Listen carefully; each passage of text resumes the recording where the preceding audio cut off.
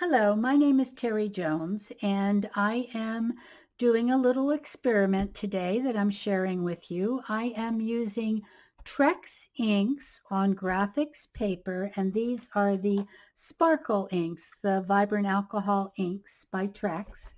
And I also am then taking a leaf print using, this one is cold wax and this one is hot wax. And I'm showing you how to do both of the processes.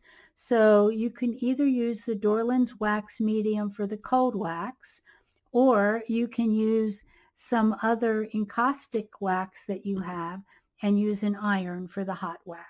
Thank you.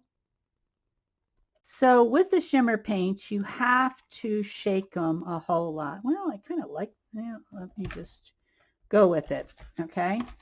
So here I've got these colors. I'm going to shake them a whole lot for this. The other ones I'm not going to be shaking. Okay. Shake, shake, shake, shake the booty shimmer inks. Now what I want to do is get a little bit of shimmer to it. They also have this shimmer extender, which you can see has a little bit of shimmer in it too. So what I'm going to do is I'm just going to start dropping a little bit of this. I want this to be very kind of abstract, and I'm just going to drop a few colors on here. And then I'm going to add a few of the yellows to those shimmery colors. So here I'm just going to drop a few on there.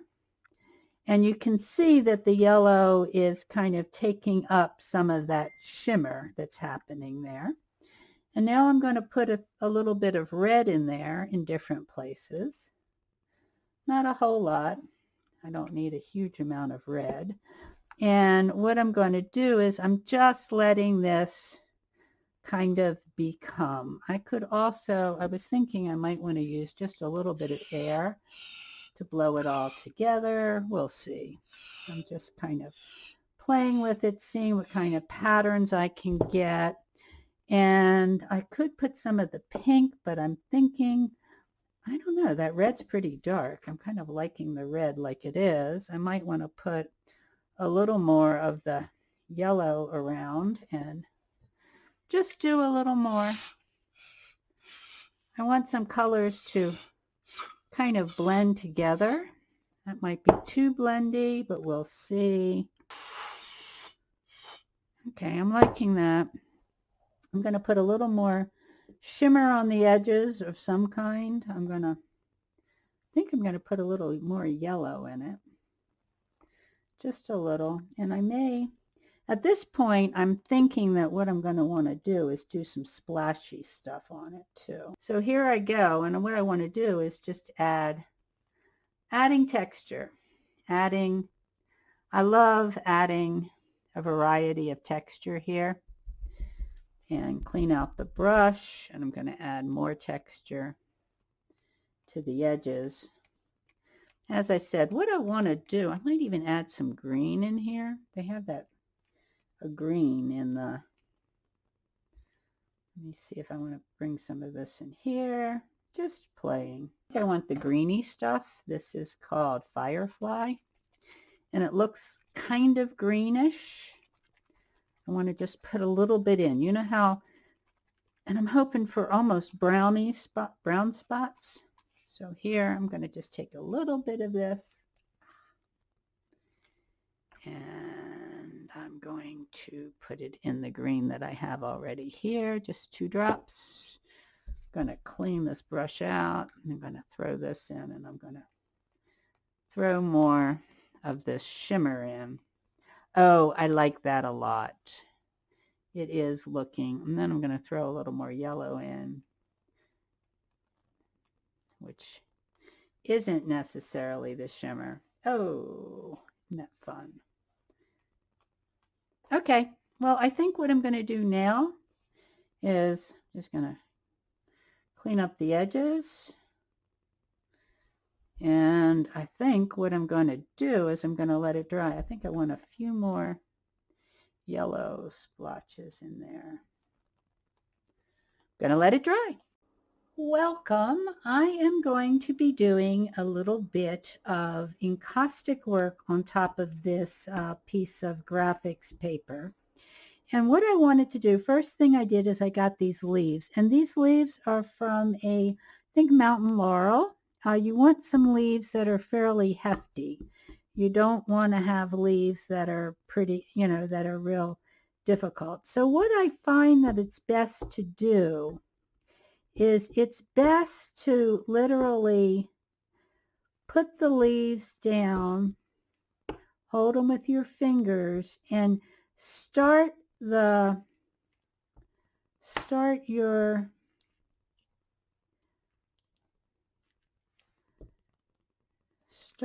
stroke kind of on the leaf, because then if anything is really hot, it will stay on the leaf. Okay, and so what I'm doing is I am going to put different of these blue colors here on the leaf. I've got a little bit of this iridescent green that I kind of like too. And so I'm holding my leaves down. Now after a while, you'll see that that leaf will kind of stay there. It's not going to move. But then I have to do, I'm going to take this off for right now because I want to do a little bit here for this leaf here. And what I concentrate on doing first is getting the leaf image. I can always go back and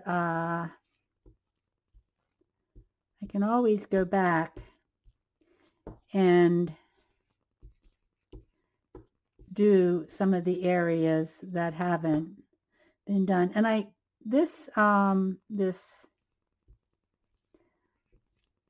because I have to make sure that I don't end up warping the paper.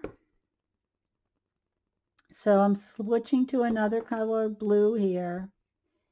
I'm coming down here. This one's going to be a little difficult to decide that it wants to be down. I'm trying to give it a little bit of, hold it down, okay? And then I'm going to continue around this leaf. By putting it on the paper first, or putting it on the leaf first, you get a better sense of,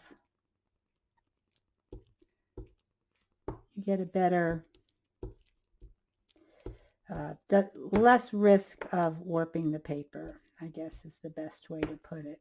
Again, I have this on low, so it's not super risky on warping the paper. Okay, so I've got those leaves down, kind of, not quite. It doesn't want to stay down, does it? What you also see me doing is switching some of these colors with other colors. I like the two turquoises, but I like to put a little bit of another color in there with it. Okay, there I go. So here I'm going to continue on around this leaf. Continue on here. A lot of times I'll use the point a little more to kind of get things to move. I'll take the stuff off this leaf and hopefully slide it to the side. It's an imprecise. It's not the most precise project here, but I enjoy the challenge of it. Okay, now I'm going to put these two leaves down here. So I'm still working on getting my leaves, deciding they want to stay in a spot by using a little bit of the wax itself to bind them down, as you can see.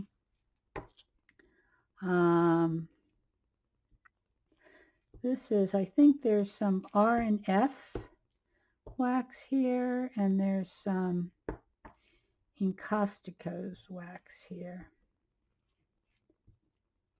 And you have to watch your fingers so you don't end up getting your,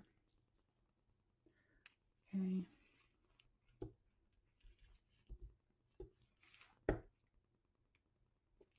So this is a little iron that I got that I actually can paint with if I want. I mean, I can do these wonderful looking strokes with it. I think it was, who showed me the iron?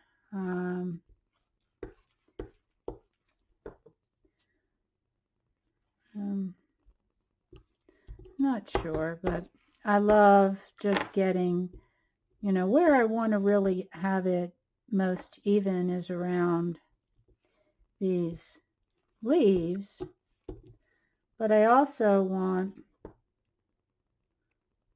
to get,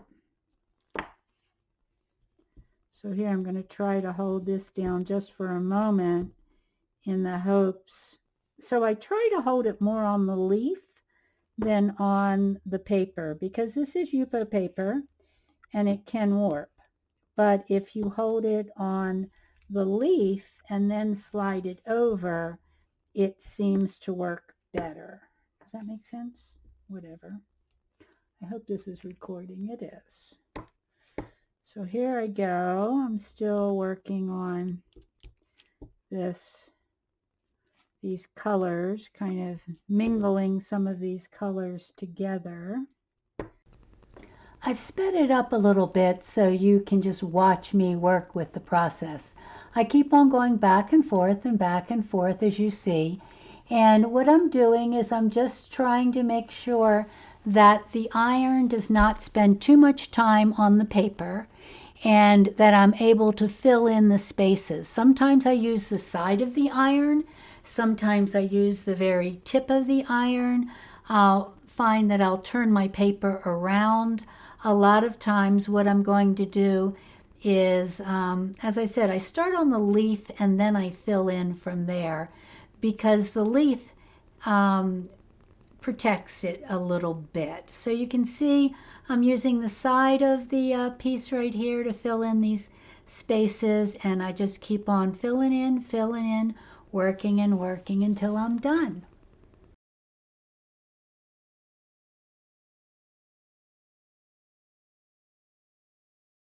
Do anything with this is a piece of graphics. So now what I'm going to do is I'm going to pull it gently off. So here I go, and here's my pieces. And as I said, I can go make a little bit of, if I have anything that I need to kind of fix, I can make a little bit of edit. Like right here, I can see that I got a little tiny bit of the wax in, but I can just take this wax and just kind of scrape it off just a little bit with a this is a razor blade. I think I'll just leave it though. I don't like it here. So another way that I can pull it off literally is using the heat gun. But what I have to do with the heat gun is use another piece of, so if I take this piece of paper, where am I? If I take this, I think this is fine. If I take this piece of paper and I gently heat this, I should be able to pull that off. Okay, so, got to, so you have to do it with a little piece of paper, and you have to do it, okay, quickly. There I go. So there, I just took it off with a little piece of paper. Now I have the issue that I really need to put it back on just a little bit there, but that I can do, and I can do a little bit of that there, and now I'm happy with it. So here's my finished piece, and it is, so what I would do is I would let it sit for a little while, and then I would polish it probably later on this afternoon to get some sheen going. In the polishing, I may be able to, if I want to kind of clean up little places like this, I should be able to, work a little bit at getting some of those little tiny places out. But I don't find that they're that, um, weird anyway. I kind of like them. So I don't like perfection. Okay, folks, so we just did this with encaustic and an iron, one of the little hand irons. And you can see it did a really good job, but not all of us want to use the irons. And so I thought, well, what happens if I do it on with cold wax? So my biggest problem with the cold wax is that unfortunately it's very difficult to keep the leaves in place. So I'm going to try to kind of let the leaves, I'm going to use this piece of cellophane tape. Don't want double stick tape. I don't want super sticky tape. I just want a little bit of a cellophane tape, which usually works well with alcohol inks, to hold down my my pieces here. So, and I got to make sure that my pieces cover the tape. There I go. And I got this one there. Okay. So that's the first thing that I'm going to do.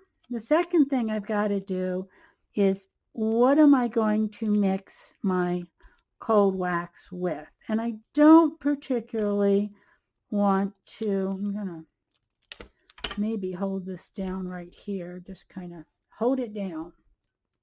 Hold it down. Okay. So the next thing I'm going to do is I'm going to talk about mixing my cold wax. This is a little piece of gelatin paper I'm going to use as a palette paper here. Just going to stick it right there. So the next thing I'm going to do is I'm going to mix some cold wax. And the thing about cold wax is it's transparent. So I've got some of this cold wax that I've already mixed a little bit of it up. I tried this another time. I'm going to mix a little bit of this cold wax.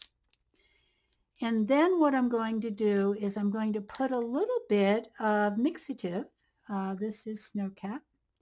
I'm going to put a little bit of snow cap in it, and I'm going to put a little bit of this turquoise in it from Trex. So we'll try some turquoise. I may even look at maybe putting some sparkly in it. I don't know. So here I go, and I'm mixing this up. And so then I have to put this on. So I can kind of go here and just outline the leaf. There I go. And I want to outline that side of the leaf if I can. Let's outline some here. I'm going to switch colors. But as you can see, you need the white in it in order for it to become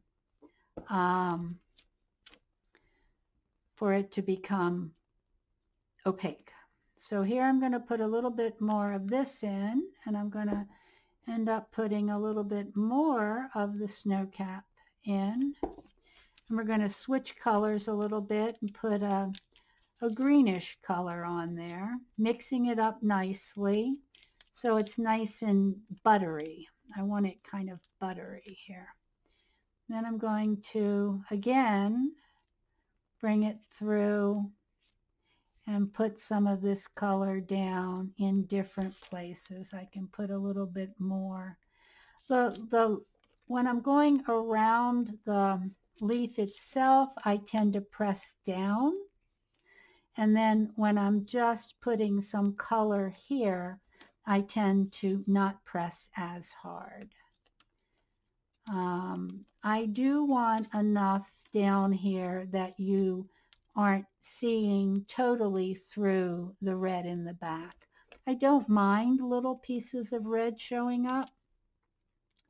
The biggest disadvantage to this process that I can see is going to be that it's going to take a while to dry, because the cold wax is going to take longer to dry than your traditional encaustics. But for those of us that don't want to burn our fingers, sometimes this is a much better solution. So I sped this up so you can just watch me do it a little faster. What I'm doing is I'm mixing the cold wax, and I'm mixing it with white, and also I'm mixing it with a color. This was the Trex turquoise. And then I'm using this thing as a spatula to kind of put all of put the wax on, because I use it to mix and I use it for the wax. And I keep on working on getting around these leaves as best as I can. Now what I've done is I've gotten a smaller spatula or whatever it is. I forget what these things are called.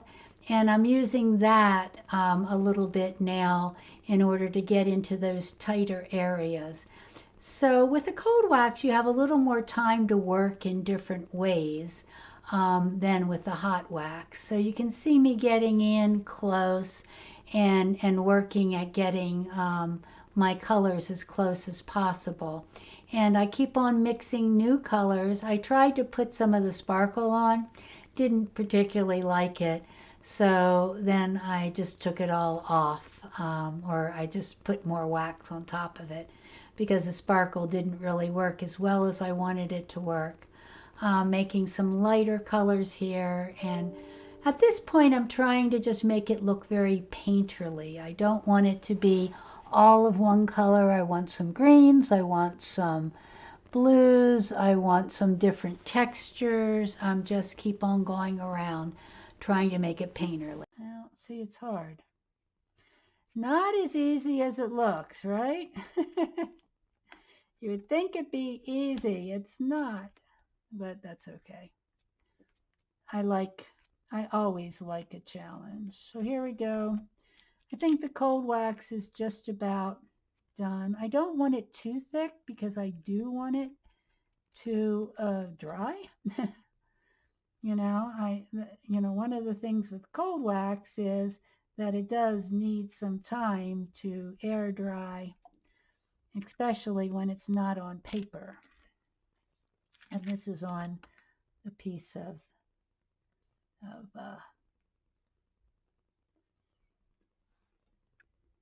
Grafix, I think. Okay, I'm going to call that done. I'm going to pull this. I got this, and I'm going to try to pull it up. There we go. So there is my piece. Got to get this edge out. And I've got a little tiny bit, I think, of work I have to do on it. I want to work there, and I'm going to have to take out, that was not great there. I'm going to have to work on taking out some of those pieces. I'm going to try, let me get this cold wax over here for right now. So I want this off.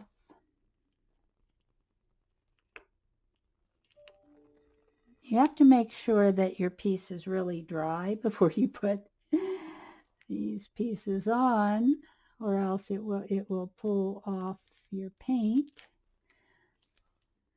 It's not pulling off paint. That was gold in that area. Come on. And come on. Okay, so I like that. I am going to work on getting out just a little bit that you can see here, that it kind of got a little bit too far in places, and I can just pull that out with just a little bit of, this is a Q-tip. Well, that's interesting. It appears that it starts now. That must just be, I have to lightly pull it out with a Q-tip. Lightly pull it out with a Q-tip. Don't press down too hard. Okay. Lightly pull it out with a Q-tip. So, and again, I want to, this kind of,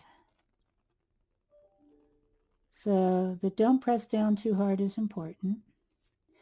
Just use the Q-tip to lightly pull it out and let it dry. Now it's going to take a while for this to dry, so I may want to end up pulling out a little more. So I can continue to work on this if I'd want to. I don't really. I may actually, I don't like what happened there, so I may actually, oh, it is actually what the piece looked like, so I'm not going to worry about it. Okay, so there it is in cold wax, and as I said, you're going to have to take some time to let it totally dry before you can do anything with it.